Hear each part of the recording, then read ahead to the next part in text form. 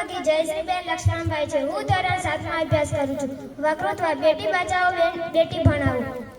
આદરણીય નિર્ણાયકગણ, શિક્ષકગણ અને મારા વહાલા મિત્રો, આજે હું બેટી બચાવો વિષય પર મારા વિચારો રજૂ કરવા માંગુ છું. તો આપ સૌ શાંતિથી સાંભળજો.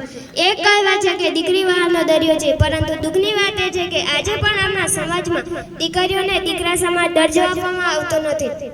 સ્ત્રી ભ્રૂણ હત્યા જેવા કિસ્સાઓ આજે પણ આપણા સમાજ માટે કલંક સમાન છે. જો દીકરી જ નહીં હોય તો આવતીકાલની માતા, બહેન, પત્ની ક્યાંથી આવશે? આપણે સમજવું જોઈએ, દીકરી કોઈ બોજ નથી પણ ઘરની રોનક છે. આજે દીકરીઓ અંતરિક્ષથી લઈને સરહદ સુધી અને રમતગમતથી લઈને વિજ્ઞાન સુધી દરેક ક્ષેત્રોમાં પોતાનું નામ રોશન કરી રહી છે.